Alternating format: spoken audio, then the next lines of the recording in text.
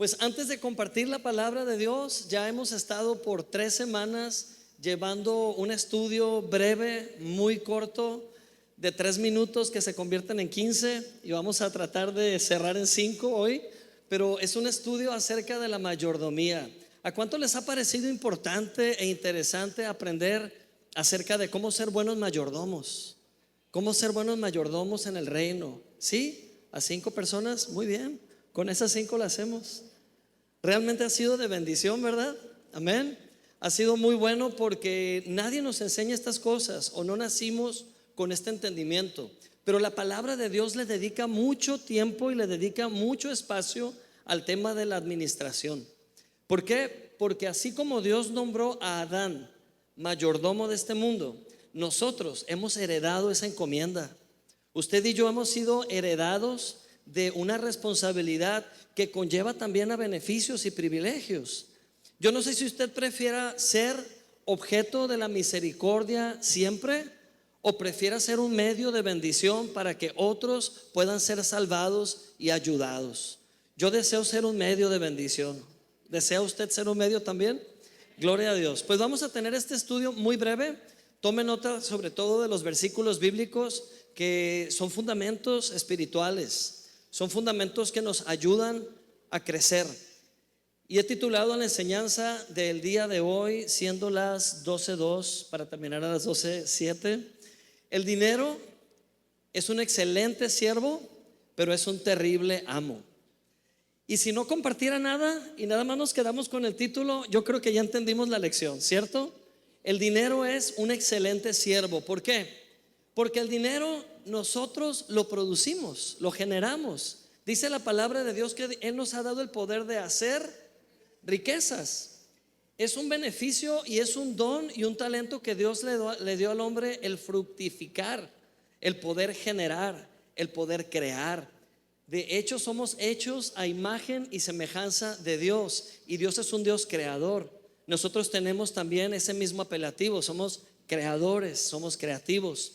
Sin embargo, cuando caemos en el engaño de que el dinero es un fin, el dinero se convierte en nuestro amo. Y si se convierte en nuestro amo, es un terrible amo. Es un terrible amo que puede hacerte enamorarte de él. Y dice la palabra de Dios que el amor al dinero es la raíz de todos los males, ¿cierto? Y si no, haga un análisis breve en sus pensamientos. Haga un análisis de cuántas personas han perdido el sentido de la vida y han perdido el propósito por no entender que el dinero no puede ser un amo. El dinero debe ser un siervo. Si el dinero usted lo coloca en su vida en la posición de siervo, y le quiero pedir que haga un ejercicio muy breve, pero que lo haga ágilmente. Tome una moneda, tome un billete, lo que usted quiera, tómelo en la mano en menos de 10 segundos. ¿Listos? Corre tiempo. 8, 7, 6, 5, 4, 3, 2. Ya tiene, pide uno prestado, si quiere, pide uno prestado. Y si no, su cartera. Ok, muy bien. Ahora, diga conmigo: si el dinero es mi amo, entonces yo soy su esclavo. Pero si el dinero es mi esclavo, y póngalo en el piso y ponga su pie arriba del dinero, ¿ya? Entonces Cristo es mi amo. ¿Tiene sentido? Recuerda esta posición. Cristo es su Señor y el dinero es su siervo, es su esclavo. Nunca sirva usted al dinero. Que el dinero sirva a los propósitos de Dios a través de su vida. ¿Qué propósito tiene Dios para usted? Que su familia viva muy bien. ¿Qué propósito tiene Dios para usted? Que sus negocios florezcan. ¿Qué propósitos tiene Dios para usted? Que su vida sea un centro de bendición y mucha gente sea bendecida a través de usted. Amén. Pero eso no va a suceder si usted vive en pos del dinero. Si usted vive adorando el dinero. Ay, pastor, qué exagerado, yo no le tengo un altar al dinero. No necesitas tenerlo físicamente, ni encenderle una veladora. Si tu vida se mueve en función de lo que el dinero dicte, ejemplo, estás triste porque no tienes un quinto en el banco, entonces es una señal de que el dinero es tu amo. Estás triste porque no te alcanza, es una señal que dependes demasiado de esto. Pastor, pero el dinero es importante. Sí, pero no es lo primero en la vida. Necesitamos aprender a posicionar el dinero. ¿Para qué? Para tener una relación sana. ¿Por qué? Porque esto no puede ser lo que dictamine nuestro estado de ánimo. Esto no puede dictaminar nuestro destino ni nuestro futuro. Es importante, sí, pero es más importante tener un rey y un Señor sobre nuestras vidas. Es más importante tener un Señor en nuestro corazón. Y le voy a decir por qué. Vamos a ver rápidamente estos dos versículos. Mateo 6:24 nos dice, me queda un minuto, dice, léalo fuerte conmigo, dice: nadie puede servir a dos señores. ¿Por qué? Porque odiará a uno y amará al otro, o estimará a uno y menospreciará al otro. Ustedes no pueden servir a Dios y las riquezas. ¿Así o más claro? Está bien claro. Hasta los niños lo van a entender perfectamente. Decidimos servir a Dios y amar a Dios. ¿Para qué? Para que las riquezas, que Dios no está conflictuado con las riquezas, de hecho nos dio el poder de hacerlas, pero que éstas no ocupen el lugar de Él. Porque adivinen qué se convierte esto: en un ídolo. Puede que usted critique a la gente que es idólatra, pero si usted va en pos de esto, también es un idólatra. Y no está bien. Pero no somos idólatras, somos administradores. Amén.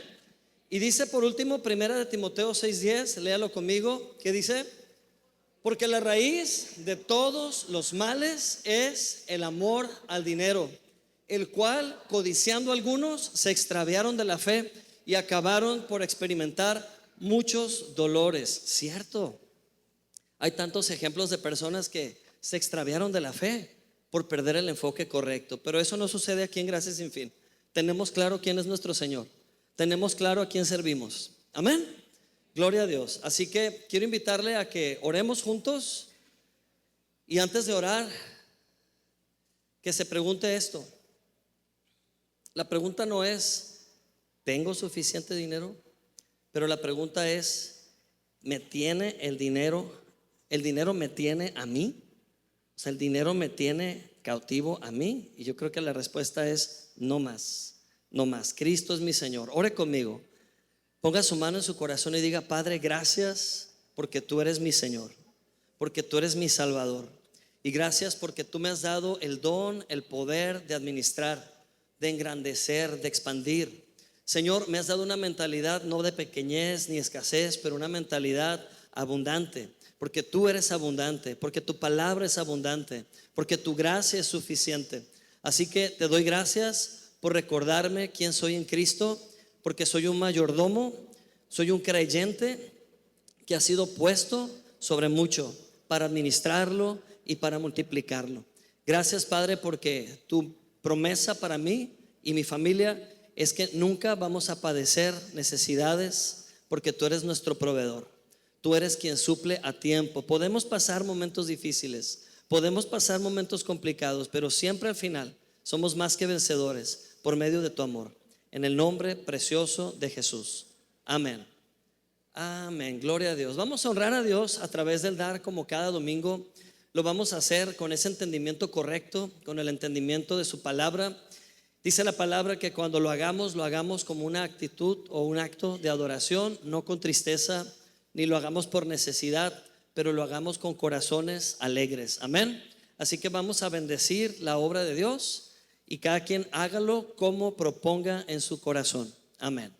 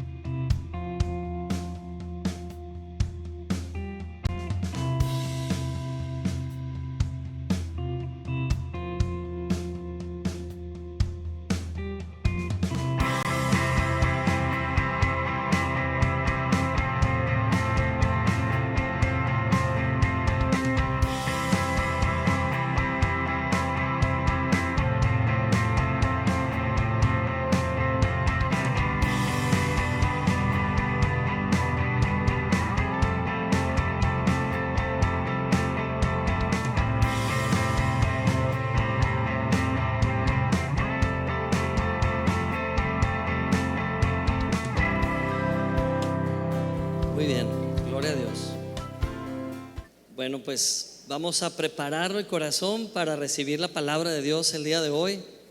Y creo que no puedo evitar imaginar que somos una maceta con tierra fértil y lo que vamos a hacer a continuación es poner semillas. Amén. Cada palabra que usted reciba, esa palabra jamás será en vano. Amén. Cada palabra que usted reciba, escuche, jamás será en vano. Incluso cada semilla tiene el potencial de transformar por completo su vida. Una verdad del Evangelio tiene el potencial de transformar aspectos que ni 10, 15, 20 profesionales pudieran cambiar a lo largo de tu vida. Y no estoy de ninguna forma menospreciando el trabajo profesional, es muy útil. Lo que quiero decir es que no hay comparación. No hay comparación a lo que Dios hace con lo que el hombre hace. Al revés, no hay comparación. ¿Por qué?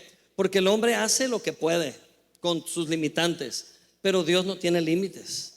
Y la palabra de Dios, cuando penetra en nuestro interior, es poder, porque es el Evangelio. ¿Sabe qué significa la palabra Evangelio?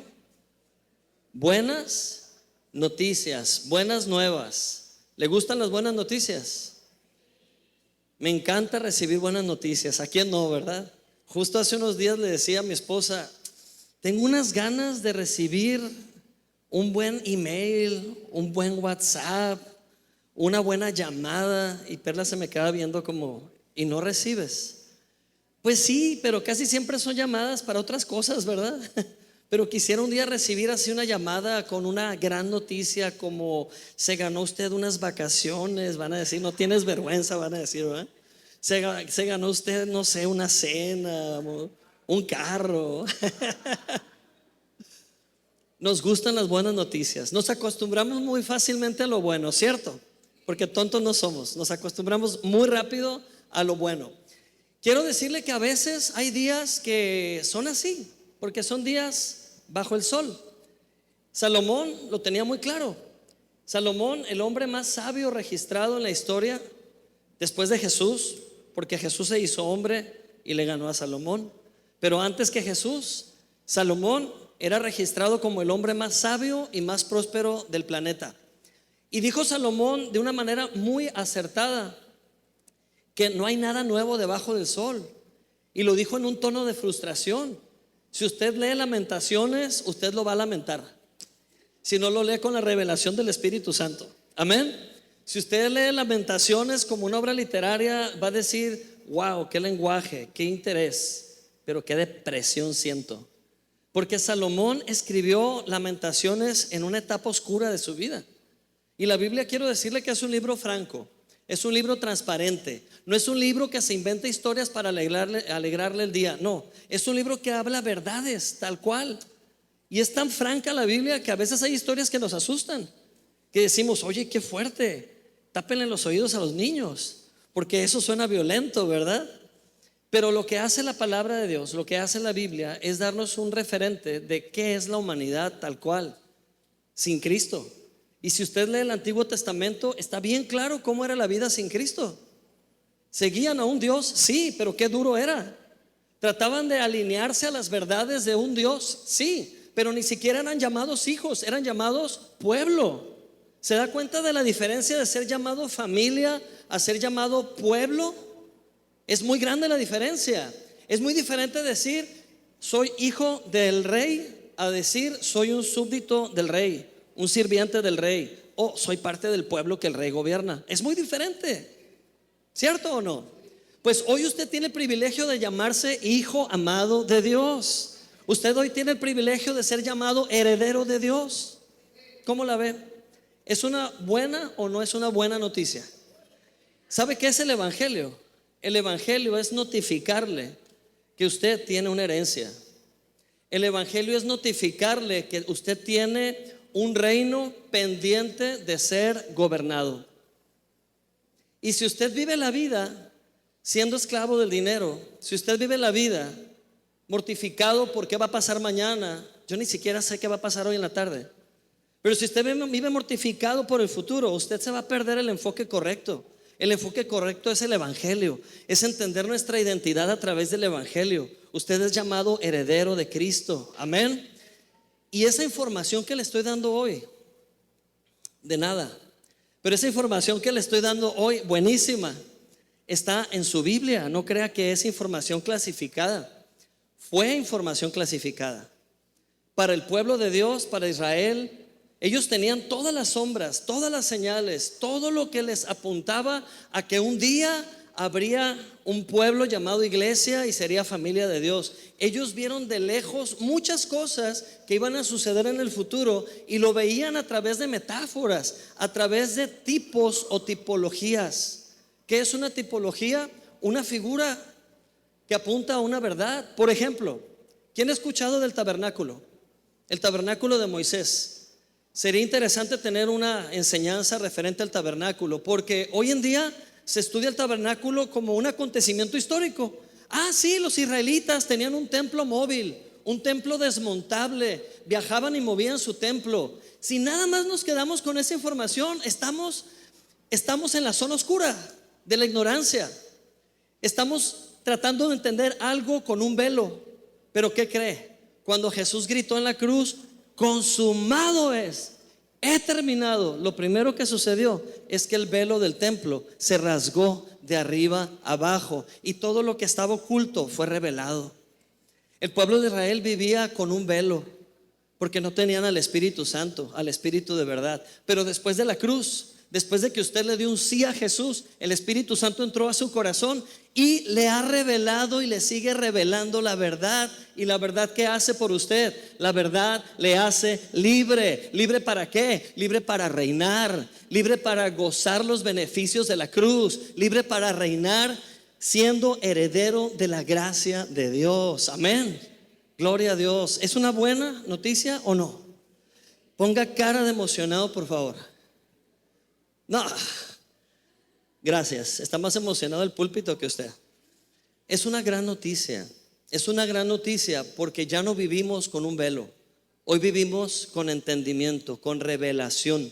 Y por eso he titulado a esta enseñanza la revelación de su gracia en tu vida. Dígalo conmigo, la revelación de su gracia en tu vida. Amén. Dios quiere que la gracia no sea un tema para ti.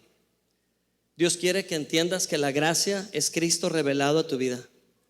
¿Qué es la gracia? Es un tema que predican mucho en esa iglesia. No, no es un tema. Es un concepto muy bonito. Quiere decir que Dios nos ama. No, tampoco. Sería muy poco lo que estamos explicando si lo decimos así.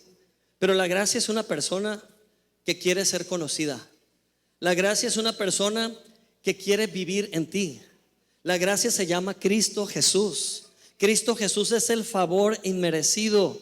No merecíamos que Él muriera por nosotros en la cruz. Él nunca pecó. ¿Cuántos saben eso? Jamás pecó. Nunca pecó. De sus aproximadamente 33 años en la tierra, Jesús nunca pecó. Pero murió peor que un pecador. Murió peor que un pecador. Es más, un día antes de la cruz fue arrestado como un delincuente. Fue arrestado en un jardín de noche y fue llevado ante el concilio como un delincuente.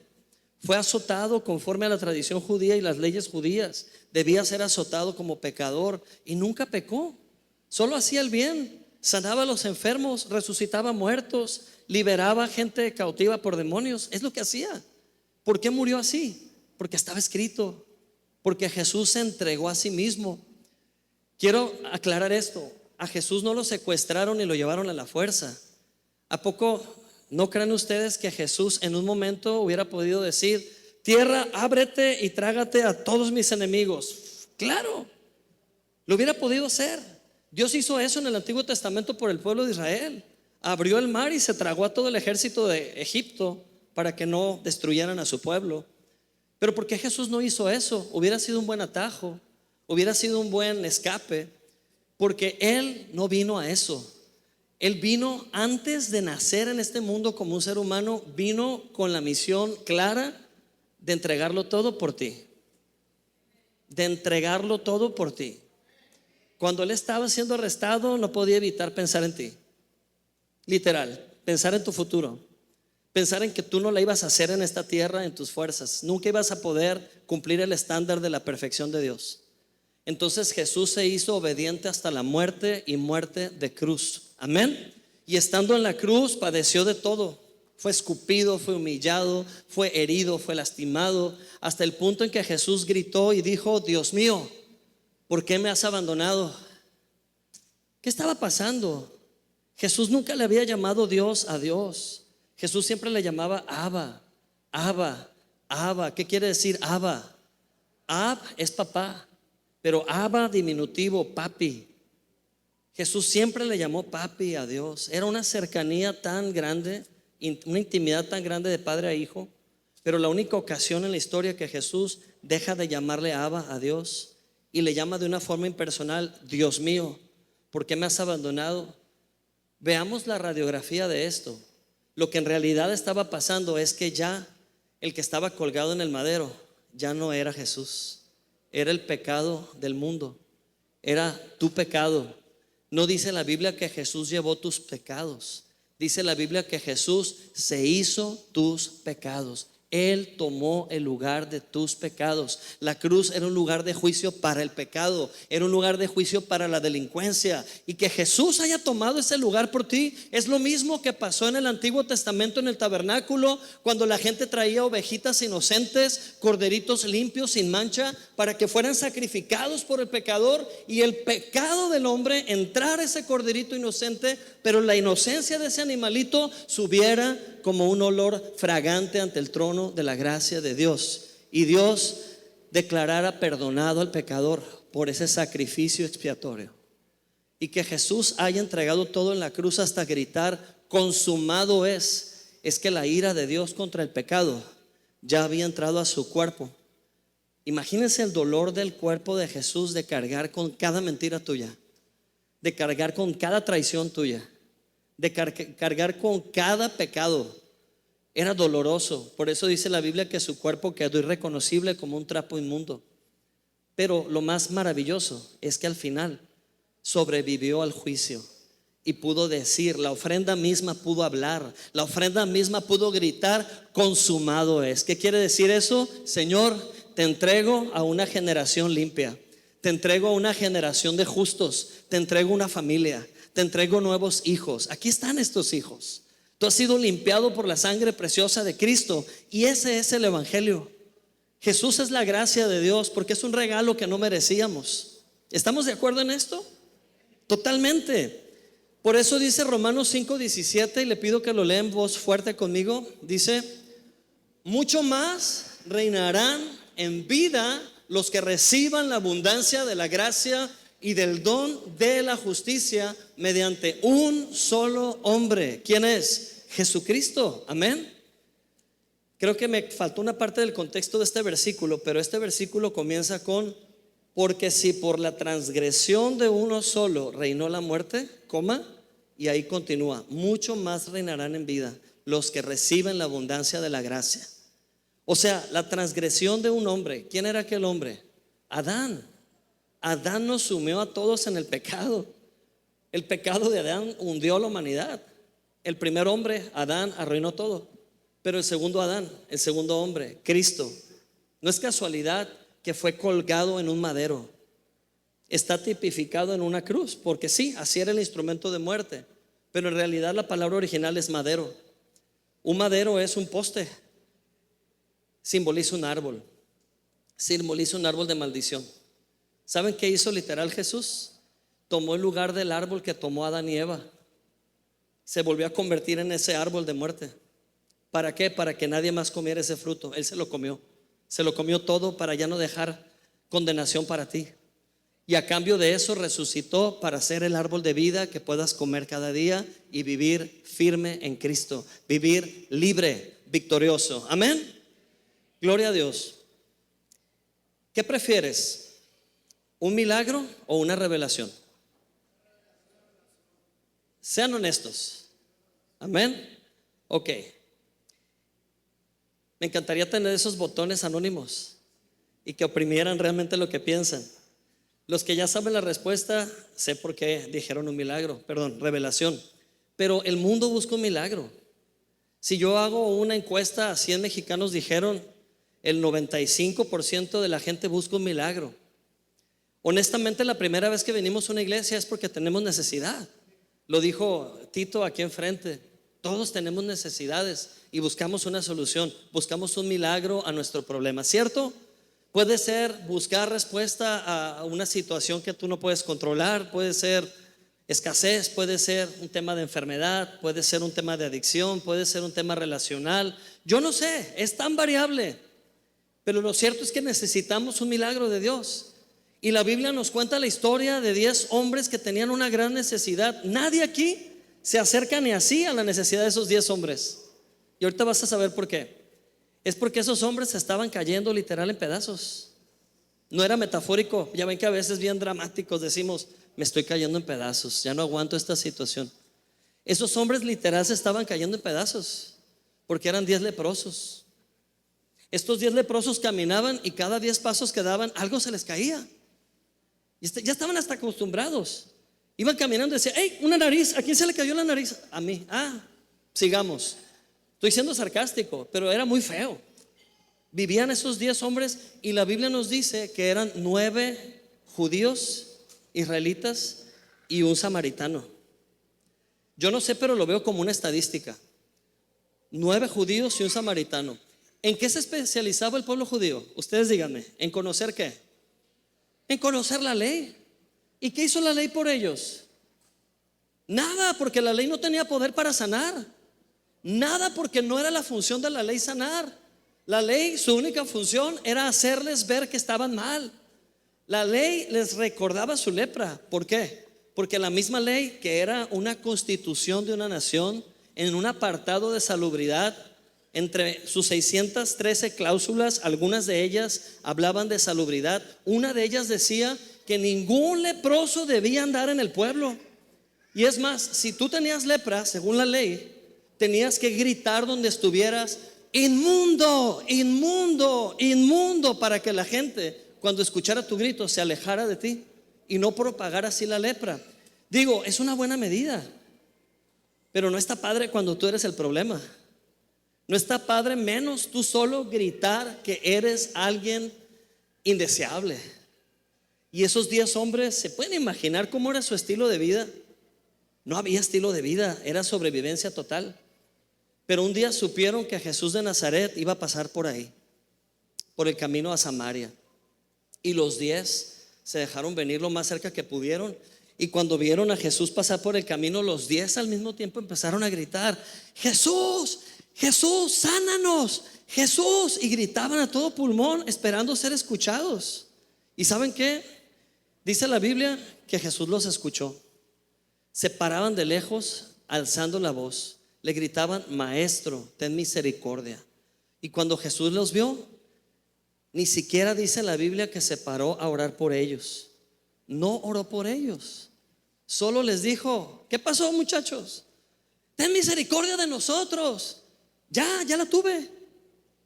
No, pues ven y tócanos. Ya están sanos. Vayan con el sacerdote a presentarse.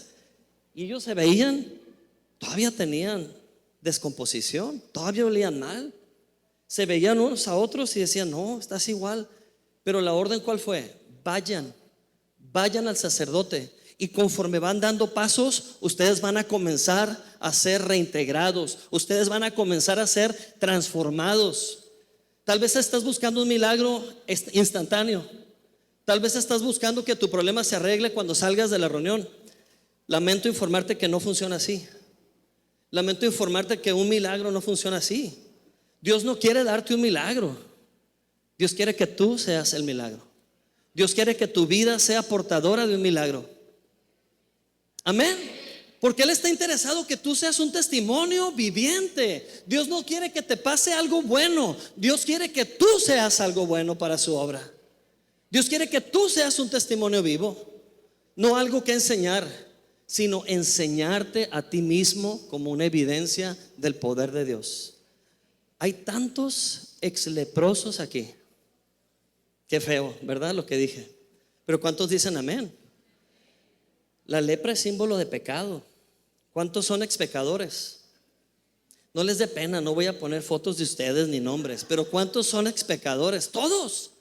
Por cuanto todos pecamos y estábamos ¿qué? Destituidos de la gloria de Dios, alejados. La ley nos juzgaba, la ley no nos acercaba a la gracia. La ley vela la gracia, dígalo conmigo, la ley es un velo a la gracia. O sea, la ley estorba para entender el significado de la gracia. Aunque la ley apuntaba a Jesús, Jesús a lo suyo vino y los suyos no lo recibieron. Aunque toda la historia del Antiguo Testamento trató de Jesús, ojo, el tabernáculo era Jesús. Amén. La serpiente de bronce representaba a Jesús en la cruz cuando fue puesta por Moisés en el desierto para sanar a aquellos que estaban muriendo. El mar rojo abierto en dos representó a Jesús también. Y cada tipología, cada símbolo apuntaba a que un día vendría el Mesías a ser Dios entre nosotros. Y cuando por fin vino a este mundo, a lo suyo vino y los suyos no lo identificaron, porque la ley los tenía cegados. Seguían adorando más a su padre Abraham, orgullosos de su linaje, sin entender que el que estaba ahí era el mismo Hijo de Dios, era el mismo creador del universo. Amén. Entonces les dijo: vayan, preséntense a los sacerdotes. Y aconteció que mientras iban, digan conmigo, ir, vayan. Mientras iban, dice la palabra de Dios que mientras iban siendo limpiados, iban siendo transformados. Cuando llegaron ante el sacerdote, estaban totalmente limpios. Se voltearon a ver y dijeron: oye, si eras guapo, yo pensé que eras igual de feo, pero no, si estabas guapo. O sea, se les reestructuró toda la piel, el cabello, los huesos, la carne, todo. Y de esos 10, 9 gritaron: somos sanos, vámonos. Y se fueron a rehacer su vida. Está bien, para eso Jesús los sanó, les dio libertad. Pero uno solo dijo: no, yo necesito volver al que me sanó y darle gracias. Y se regresó a Jesús y volvió. Y cuando llegó a Jesús, dice la Biblia que era el samaritano. ¿Escucharon eso? ¿Es relevante o no? ¿Saben por qué es relevante?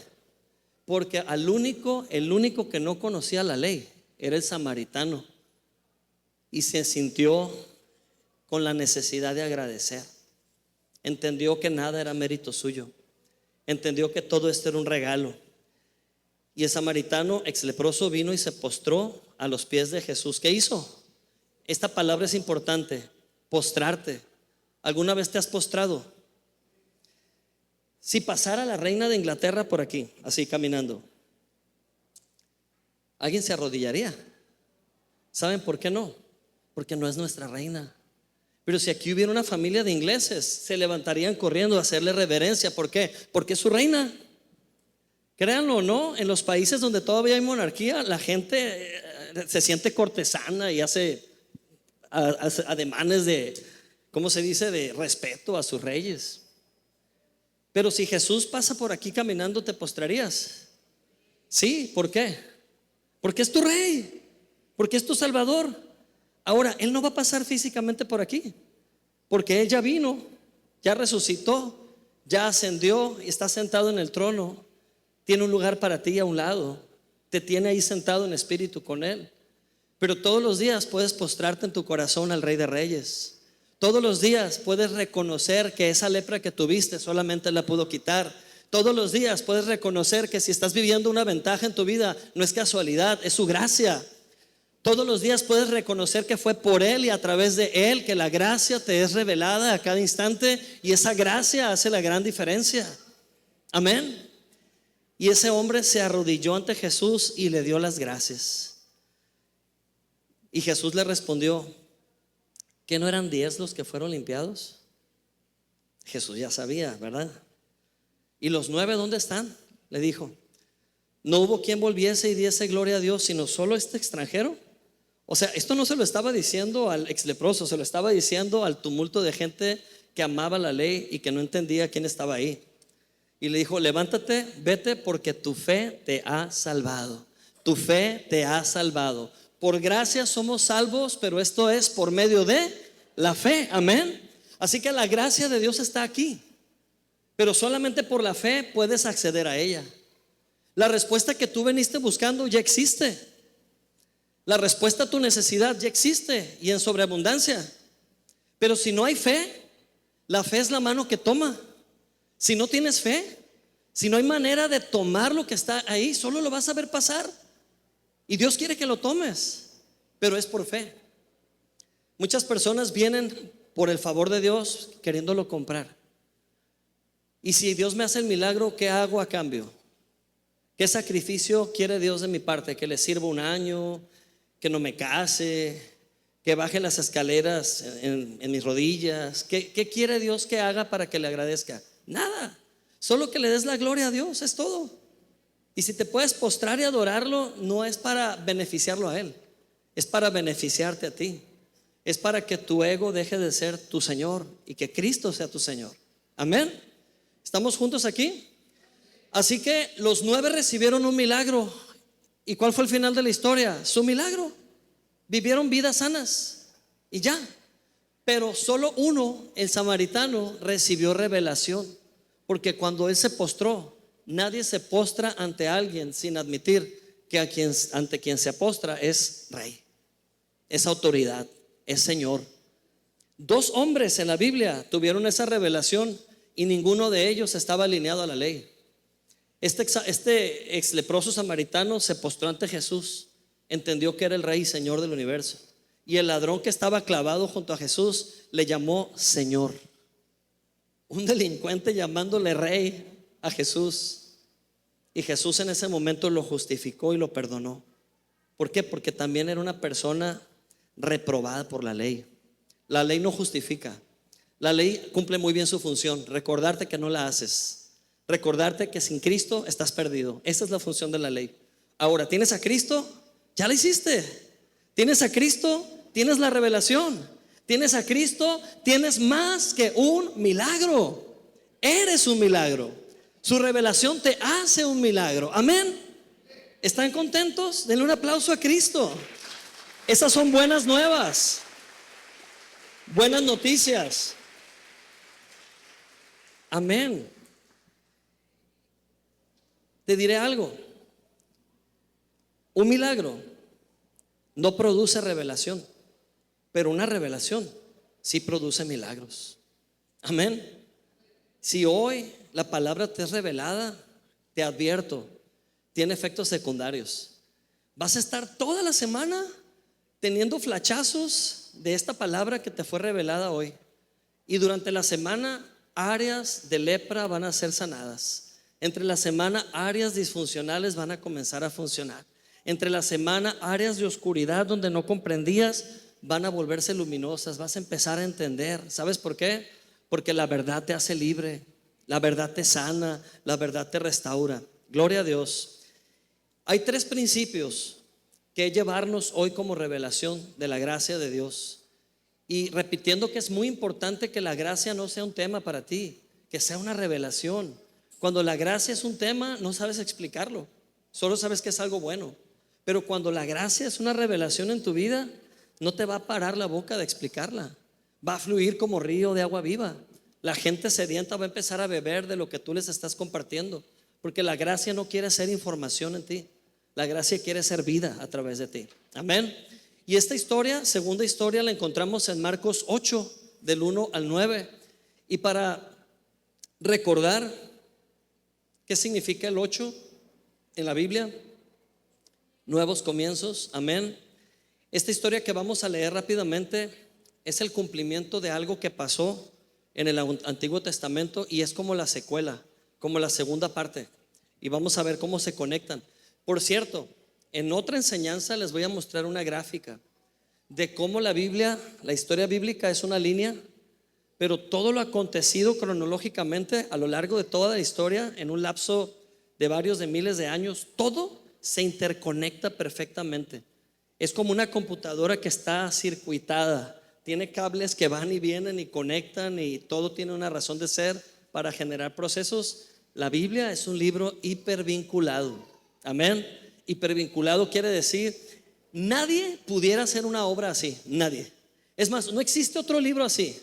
No existe otro libro escrito en un periodo de casi 2000 años donde se involucraron 40 escritores, ojo, no autores, escritores prestaron sus manos, pero fueron inspirados divinamente. Además tenían diferentes culturas, diferentes nacionalidades, hablaban diferentes idiomas y nunca se reunieron en una junta para ponerse de acuerdo quién iba a escribir qué. Simplemente cada quien fue inspirado en su contexto, en su momento, en su oportunidad, y escribió guiado por Dios en un pergamino, en un rollo. Todo se fue compilando, fue filtrado a través de una prueba llamada canon, y ese canon lo que hacía era asegurar que eran libros de procedencia sagrada, inspiración divina. Y hoy tenemos la Biblia. ¿Quién tiene una Biblia física? ¿Quién tiene una Biblia física? Levante la mano. Antes de que se extingan, levante la mano con la Biblia. Tienen un tesoro en sus manos, tienen un tesoro en sus casas, tienen un verdadero tesoro. ¿Saben por qué? Porque ese libro tomó cerca de 2000 años de construirse. Pero bien, lo que quería decir a través de esto es que hay una historia en el Antiguo Testamento que quedó inconclusa, pero Jesús vino a concluirla. Amén. Y se encuentra en Marcos 8 del 1 al 9. Vamos a leer rápidamente Marcos 8 del 1 al 9. Alimentación de los 4000. Pastor, ¿qué no eran 5000? ¿Sí se acuerdan que hay una narración también de los 5000? Es que Jesús lo hizo 2 veces. Primero alimentó a 5000 y días más tarde alimentó a 4000. Qué interesante. En la primera alimentación de los 5000 usó panes y peces. 5 panes, 2 peces. Pero en la segunda alimentación que se encuentra en Marcos 8, él solamente usó 7 panes como objetos protagónicos y al final añadió pececillos, dice la Biblia. Pero el enfoque en este milagro son los panes, 7 panes. ¿Ok? Dice, en aquellos días se volvió a reunir una gran multitud y como no tenían que comer, Jesús llamó a los discípulos y les dijo: esta gente me parte el corazón. Hace ya 3 días que están conmigo y no tienen que comer. Si los mando a sus casas en ayunas, podrían desmayarse en el camino, pues algunos de ellos han venido de muy lejos. Sus discípulos le respondieron: ¿y dónde vamos a conseguirles pan suficiente en un lugar tan apartado como este? Jesús les preguntó: ¿cuántos panes tienen ustedes? Y ellos respondieron: 7.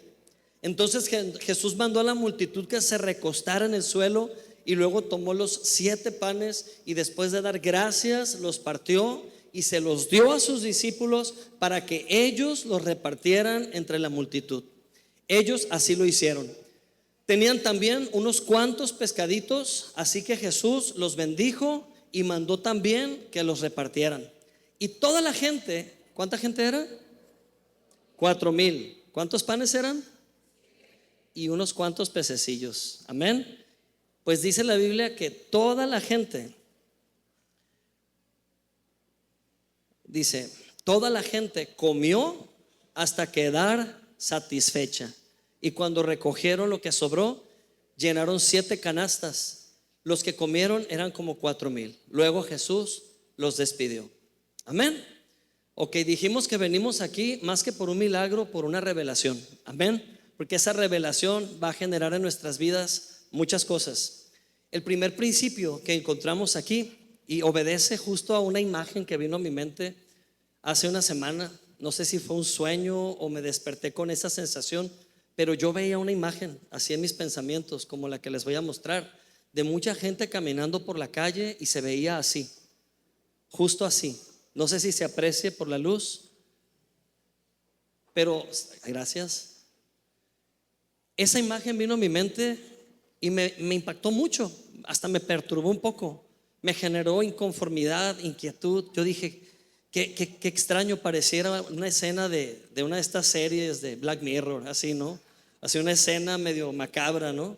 Pero veía en esa escena como si fuera un video corto, personas caminando cabizbajas con una nube oscura en la cabeza, pero unas cuantas personas traían luz iluminando sus rostros.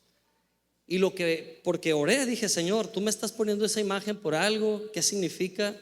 Y lo que pude entender es que la humanidad vive así.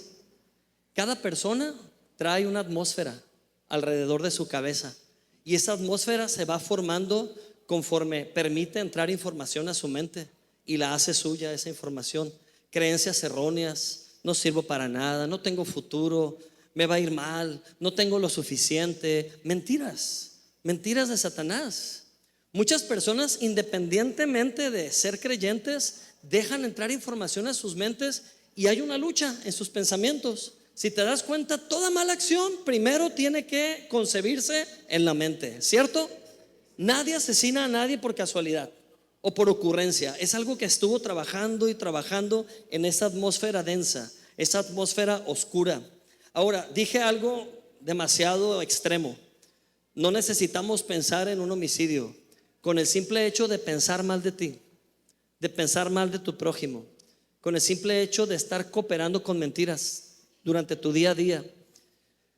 Sin embargo, ninguno de esas personas con esa nube debe definirte, porque tú tienes el poder de cambiar la atmósfera. Dilo conmigo, tú puedes cambiar la atmósfera.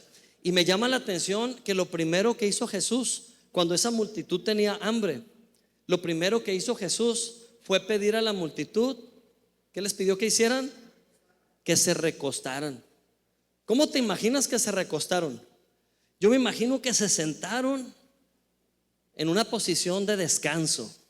Bueno, así no descansa uno, ¿verdad? Pero se sentaron de la manera más cómoda posible. Yo me imagino algunos que se recostaron con la pierna cruzada, viendo las nubes, esperando a que Jesús hiciera algo. ¿Sabías tú que la primer posición física registrada en la historia fue sentarte? La primer posición física que tomó el hombre creado, Adán, fue sentarse. ¿En qué día creó Dios a Adán? Sexto día, por eso el número 6 es número de hombre. Y al día siguiente, día 7, yo creo que Adán despertó el día 7. Buenos días, Señor, ¿qué vamos a hacer hoy? Emocionado por la acción, dijo, ¿qué me va a tocar hacer hoy? Montar los elefantes, los caballos, ¿qué me toca hacer hoy? Ponerles nombre. Tú dime, Señor, estoy listo para la chamba. Estaba listo. Y Dios dijo, vamos a hacer lo más importante que debemos hacer, sentarnos. Y Dios y Adán se sentaron a contemplar la creación un día entero. Amén. ¿Será importante sentarte? Nosotros nos sentamos cuando ya trabajamos, pero Dios dice primero siéntate y después trabaja.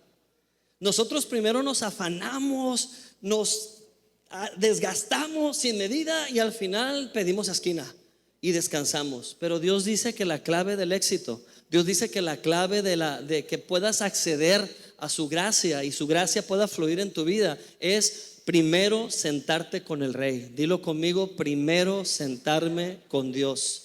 Por eso está bien si quieres tener un devocional en la noche antes de dormir. Te deseo éxito con eso, yo no puedo. Si yo quiero leer la Biblia, ni siquiera leo un renglón, me quedo bien dormido. Y más si es Deuteronomio, por ejemplo, ¿no? Me quedo fulminado.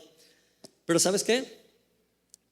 Puedes optar por elegir los primeros minutos del día y sentarte con el Rey a contemplar lo que va a pasar, a incluir a Dios en tu vida, o más bien a tú incluirte en sus planes. Amén. Entonces la atmósfera cambia en el momento que Cristo es el centro, en el momento que le damos a Jesús el centro de nuestra vida, y que esa gente obedeciera sentándose.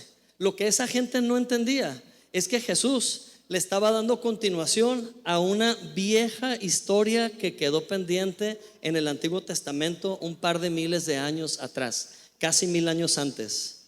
Una historia que escribió un profeta rey llamado David en un salmo llamado Salmo 23. Salmo 23 comienza diciendo: el Señor es mi pastor, ¿y qué? Y nada me faltará. En lugares de delicados pastos me hará descansar. ¿Cómo comenzó Jesús el milagro de alimentar a 4000? Pidiéndole a esas ovejas hambrientas que se sentaran, que reposaran. ¿En dónde? En lugares de delicados pastos. Y quien tenía ojos para ver y oídos para escuchar, comprendieron que el que estaba ahí era el buen pastor de Salmo 23. ¡Wow! Si eran buenos judíos, entendieron. Pero si eran malos judíos que nunca iban a la sinagoga y jamás iban en el día de reposo, pues no entendieron. Pero no importa si no entendieron, recibieron el beneficio del buen pastor. Dice que se recostaron y en ese momento la atmósfera de esa gente de afán y de ansiedad se deshizo. ¿Sabes qué nos distrae de la revelación de Dios?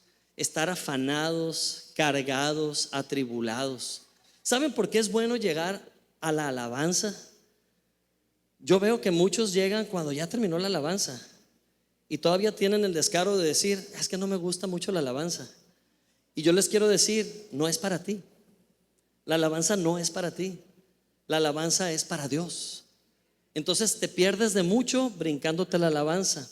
¿Por qué? Porque ese tiempo, no sé por qué motivo, cada quien, no estoy juzgando a nadie. Yo no me la puedo perder porque tengo que estar aquí. Soy el pastor. No es cierto. Yo disfruto ese tiempo, pero quiero decirte que cuando alabas a Dios, no le estás haciendo un favor a Dios. Cuando alabas a Dios, no estás haciendo más grande a Dios. Él ya es grande. Cuando alabas a Dios, todas tus cadenas empiezan a caerse. ¿Tus cadenas de qué? De duda, de egoísmo, de temor, de incertidumbre. ¿Por qué? Porque la alabanza te hace enfocarse en la grandeza de Dios y ocupas una buena dosis de ubicarte de quién es Dios. Y cuando alabas a Dios, te ubicas. Te diré algo: si no alabas a Dios, terminas alabándote a ti. Ese es el mal de este siglo. ¿No ves el hedonismo, el culto al ego que hay? ¿No ves cómo el mundo ha distorsionado, tergiversado la verdad, diciéndote que todo se trata de ti, todo se trata de ti, se trata de que te ames primero tú y después a los demás? Eso no fue lo que enseñó Jesús. Ese principio no te va a llevar a nada bueno. El hacerte un culto a ti y hacerte un monumento a ti te va a hacer correr el mismo destino que el que por excelencia se adora a sí mismo, que es Satanás. Y quiero decirte que el satanismo, su ideología principal es esa: céntrate en ti. Cuando tú vienes a adorar a Dios y levantar tus manos, estás haciendo a un lado todo enfoque en ti mismo. Y más si levantas tus manos al cielo. Esta es una señal de victoria, por si no habías dado cuenta. Cuando levantas tus manos a Cristo, todo tu egoísmo tiene que ceder. Todo tu egocentrismo se tiene que hacer a un lado. Entonces Jesús les pidió que se sentaran, y lo segundo que hizo Jesús después de pedirles que descansaran, dice que tomó el alimento y dio gracias. Di conmigo: dar gracias. Dar gracias.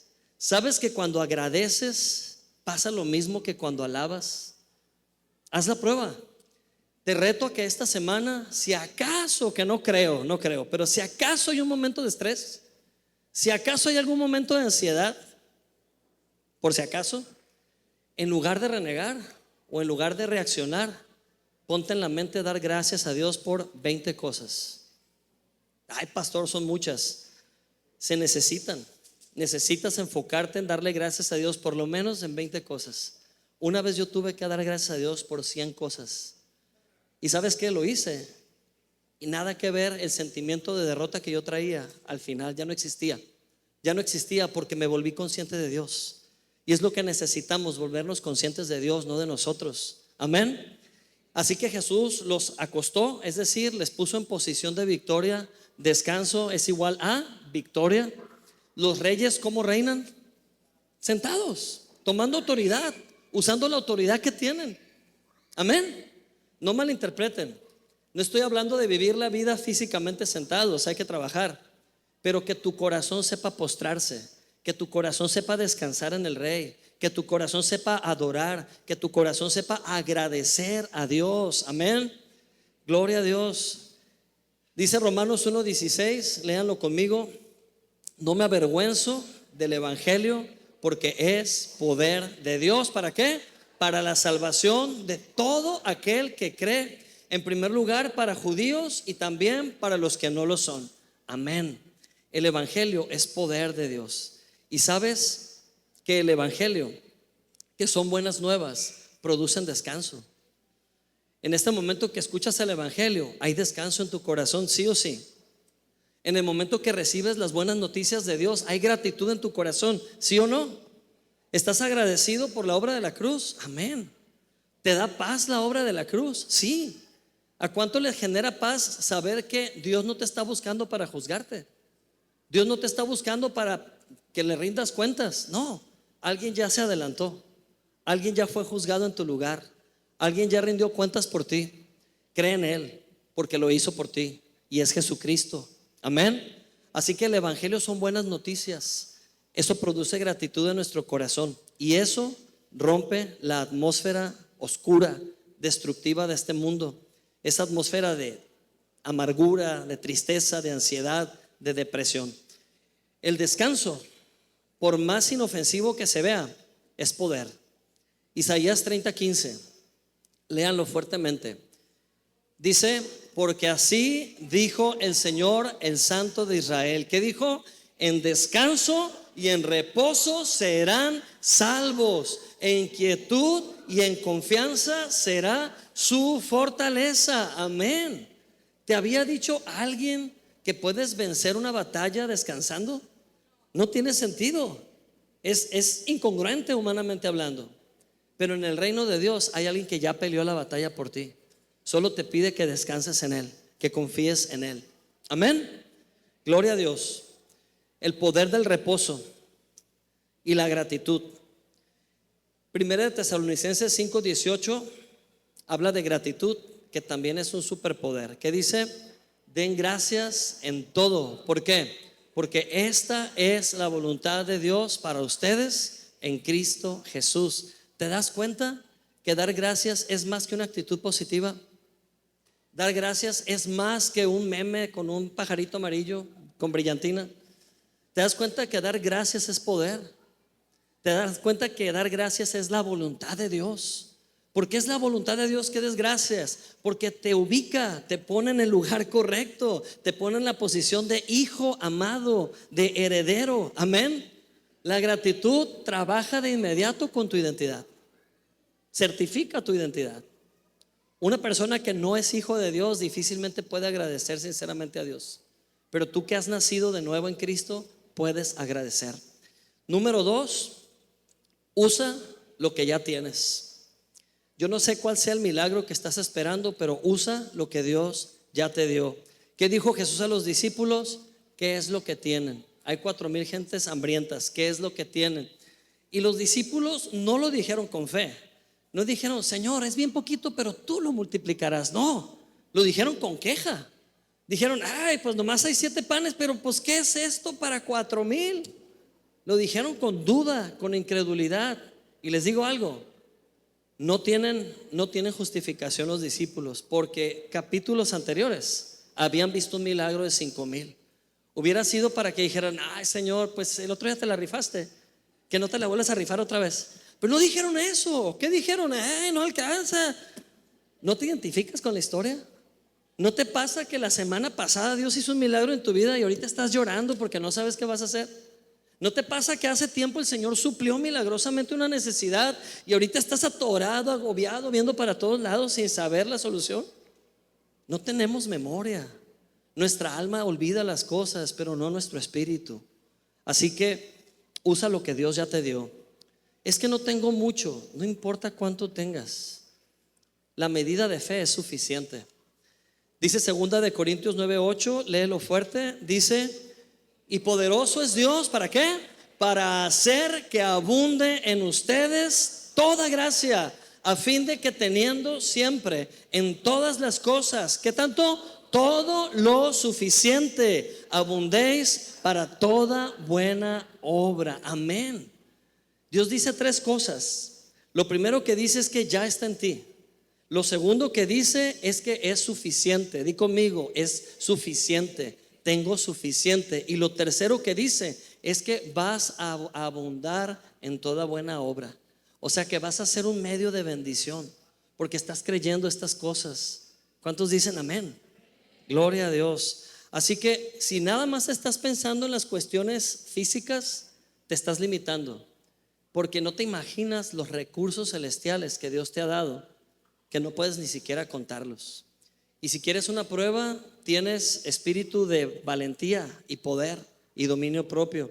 Ahí tienes una primera arma. Tienes la armadura de Efesios 6, que es yelmo, coraza, cinturón, espada, escudo, calzado. Tienes una armadura. ¿Y qué más tienes? 9 características del fruto del espíritu. Tienes amor, gozo, paz, paciencia, benignidad, bondad, fe, y la lista continúa. ¿Y qué más tienes? Hay 9 dones del espíritu disponibles para que uses. Pues el que Dios me quiera dar, sí, ya tienes varios asignados, pero ¿se te ocurre que puedes pedir más? Yo he pedido más y ahí ya tengo varios aquí en mi arsenal, ya tengo varios aquí en mi baúl de recursos, pero úsalos. Dios ya te dio algo. Nunca digas, no sé cómo, no puedo ayudar, no tengo nada, estoy más para que me ayuden que para ayudar. No te pongas en esa posición. Eres la iglesia, eres hijo heredero de Dios, eres bendecido. La palabra dice en Efesios 3:20 que ya fuiste bendecido y que Él puede hacer muchas más cosas de lo que imaginas. Y por último, bendice lo que tienes. Di conmigo, bendecir lo que tenemos, bendecir lo que tengo. Amén. Hacemos lo contrario. Cochino carro no sirve para nada. Este tonto trabajo que no me da lo suficiente. Eso no es bendecir. Maldecir.